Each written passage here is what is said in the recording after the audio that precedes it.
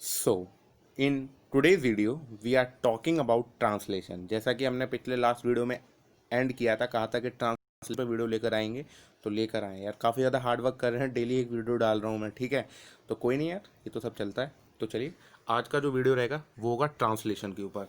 तो इस वीडियो से पहले मैं वही कहूँगा यार, अगर आप अभी भी चैनल पर नए हैं तो जेनेटिक बायोकेमिस्ट्री नाम की प्लेलिस्ट हमारे चैनल पर चल रही है, तो उस प्लेलिस्ट को यार ज़रूर से विजिट करें, ठीक है। और उसी सीरीज़ का ये आज हमारा 6th इम्पॉर्टेंट टॉपिक है, ठीक है। तो वो जब आप 5 चीज़ें एक मैनर में देख लेंगे तो आपको ये चीज़ें काफ़ी ज़्यादा ईजी होती चली जाएंगी। तो मैं पहले आपको यही प्रिस्क्राइब करूँगा कि प्लीज़ उस प्लेलिस्ट को ज़रूर से विजिट करें, और बाकी मैं उस प्लेलिस्ट का लिंक अपने इस वीडियो के डिस्क्रिप्शन में आपको डाल दूंगा, तो आप डिस्क्रिप्शन से वो देखें और उस प्लेलिस्ट पे जाके वो सारी वीडियोस वॉच करें। ज़्यादा टाइम नहीं लगेगा यार, 10 to 15 मिनट्स के मैक्सिमम वीडियोज़ हैं, ठीक है। बाकी तो 8 और 6 मिनट के भी मिल जाएंगे, तो इट डज़न्ट मैटर।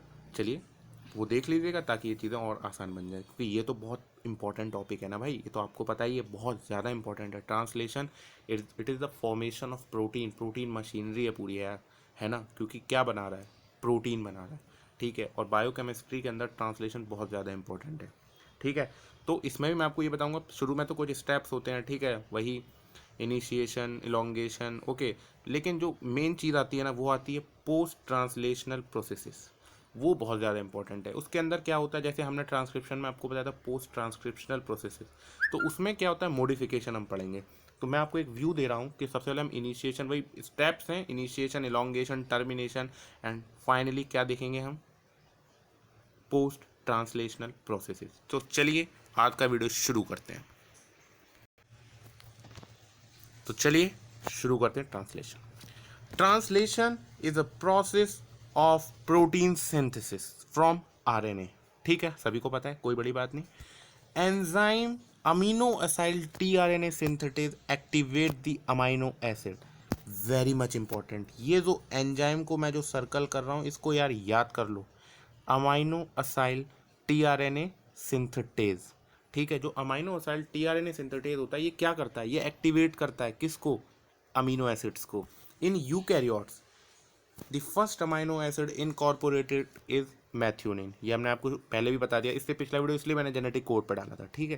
जो पहला अमाइनो एसिड जो यूकैरियोट्स में इनकॉर्पोरेट होता है वो होता है मैथ्यूनिन, और उसका जो वो होता है कोडोन, वो क्या होता है, AUG, सभी को पता होगा आई थिंक, ठीक है।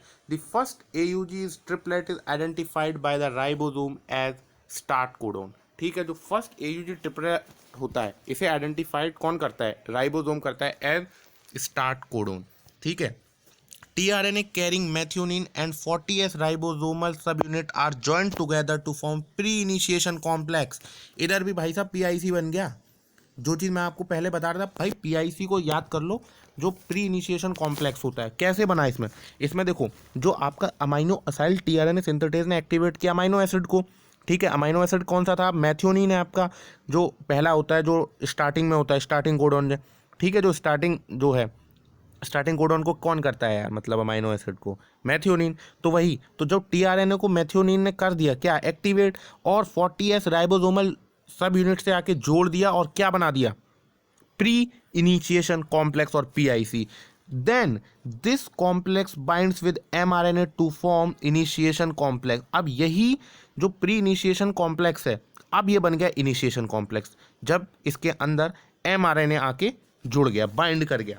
यही प्री इनिशिएशन कॉम्प्लेक्स में जब mRNA बाइंड कर गया, तो ये क्या बन गया, प्री इनिशिएशन कॉम्प्लेक्स से IC, that is initiation complex. I hope चीज़ें क्लियर हो रही होंगी, क्योंकि यही थोड़ा सा टिपिकल था, ठीक है। बस अगर मैंने आपको ये समझा दिया कि किस तरीके से प्री इनिशिएशन कॉम्प्लेक्स बना, 40S ribosomal unit plus tRNA carrying methionine to form pre initiation complex, and when mRNA binds with the pre initiation complex to form the initiation complex, that is IC, okay.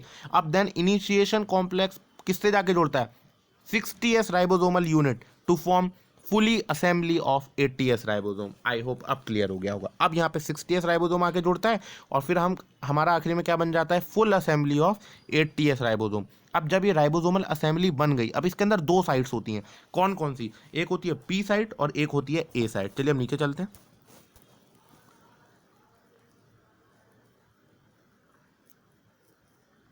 तो अब जो P site होती है, the whole ribosome contains two site for tRNA molecule. ठीक है, मैंने आपको पहले बता दिया, एक होती है पी साइट और एक साइट। जो P site stands for peptidyl site carrying the peptidyl tRNA and carries the growing peptide chain. क्या? Growing peptide chain.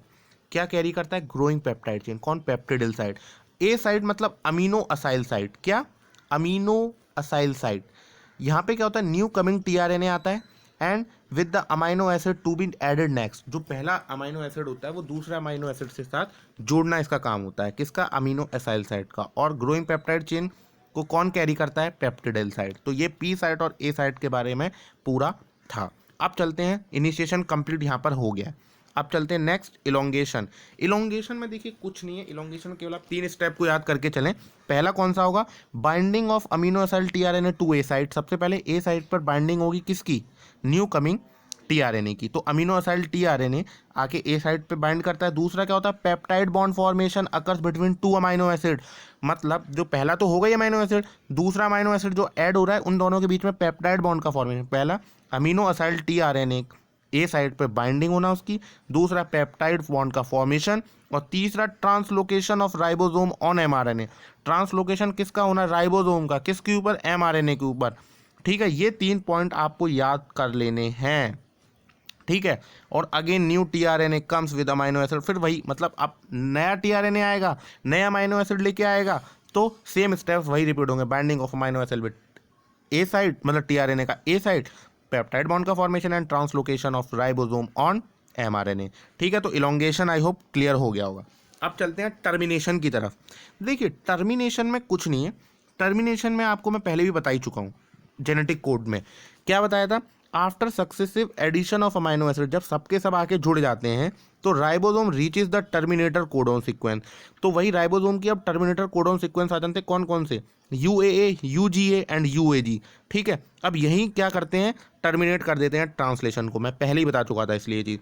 तो फर्दर सिंथेसिस क्या होती है? रुक जाती है and finally 8ts ribosome dissociate into its units that is 6ts and 40s। तो ये था पूरा ट्रांसलेशन। ठीक है, अब हमें क्या देखना है भाई? अब हमें देखना है पोस्ट ट्रांसलेशनल प्रोसेसेस। बहुत ज़्यादा इंपॉर्टेंट है। ठीक है, अब चलिए वही डिस्कस करते हैं। चलिए अब मैं आपको ये बताना चाहूँगा पोस्ट ट्रांसलेशनल प्रोसेस से पहले। देखिए पोस्ट ट्रांसलेशनल प्रोसेसिंग क्यों हो रही है भाई? ये इसीलिए हो रही है कि कुछ मॉडिफिकेशन होने बाकी रह गए हैं जो अभी तक ट्रांसलेशन हुआ है प्रोटीन का, जो अभी तक प्रोटीन बनी है। ठीक है, मतलब अभी ये प्रोटीन इमेच्योर, अभी से मैच्योर होना है। मैं वही चीज़ बार बार बोल रहा हूँ कि अगर आपने पोस्ट ट्रांसक्रिप्शनल प्रोसेसिंग वाला अगर हमारा वीडियो देखा हो तो आपको अब चीज़ें आई होप क्लियर हो जाएंगी। ठीक है, अब ये मॉडिफिकेशन इसलिए ज़रूरी है कि नॉर्मल फंक्शन ऑफ प्रोटीन्स के लिए। ठीक है, पहला क्या है पोस्ट ट्रांसलेशनल प्रोसेसिंग में? पहला क्या है? Proteolytic cleavage. प्रोटियोलिटिक क्लीवेज किस में होता है? ये होता है conversion of pro insulin to insulin में। ठीक है, मतलब जो प्रो इंसुलिन होता है उसका इंसुलिन में कन्वर्जन। तो इसमें क्या होता है? Modification of polypeptide by partial proteolysis. मतलब इसके अंदर क्या होता है? मॉडिफिकेशन होता है पॉलीपेप्टाइड का पार्शियल प्रोटियोलिसिस पे।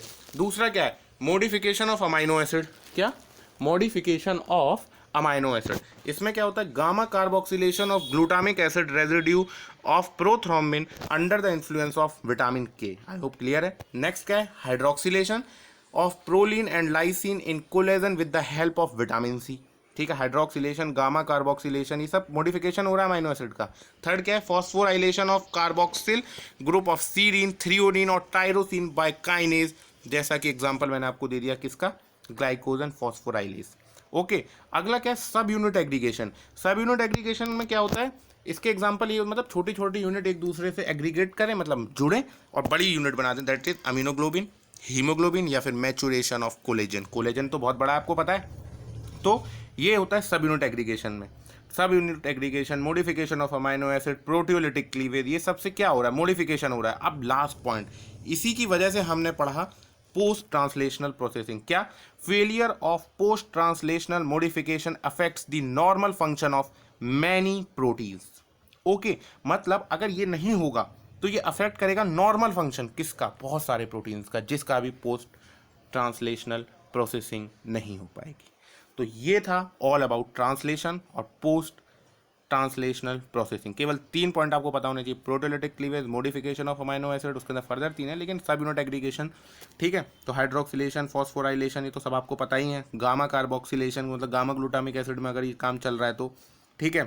तो ये था ऑल अबाउट ट्रांसलेशन। तो अगर आपको एक वीडियो का कंटेंट पसंद आए, वीडियो पसंद आया हो, ठीक है, तो आप वीडियो पे लाइक करें, चैनल को सब्सक्राइब करें, अपने दोस्तों के साथ शेयर करें, ठीक है, और इसी तरीके से अपना सपोर्ट दिखाते रहें चैनल के प्रति, ठीक है। और आपको बताइए हमारे चैनल पर डेली एक वीडियो अपलोड होता है। अभी इसी सीक्वेंस को आगे भी हम कैरी ऑन करेंगे क्योंकि अभी कुछ इंपॉर्टेंट टॉपिक बचे हैं इस पूरी सीरीज से रिलेटेड, जैसे कि लैकोपेरॉन बहुत इंपॉर्टेंट है, रिकॉम्बिनेंट डीएनए टेक्नोलॉजी वो भी इंपॉर्टेंट है, ठीक है, डीएनए फिंगरप्रिंटिंग भी है। तो ठीक है, वो भी वीडियोस मैं डेली मतलब एक एक करके सीक्वेंस में डेली अपलोड कर दूंगा, ठीक है। तो बाकी का नई वीडियो जब तक अगर हमारी आ रही तब तक के लिए मिलते हैं फिर अगले ही वीडियो में, ठीक है। तो छोड़ो बाकी की बातें, ठीक है, तब तक के लिए stay safe, keep learning, thank you.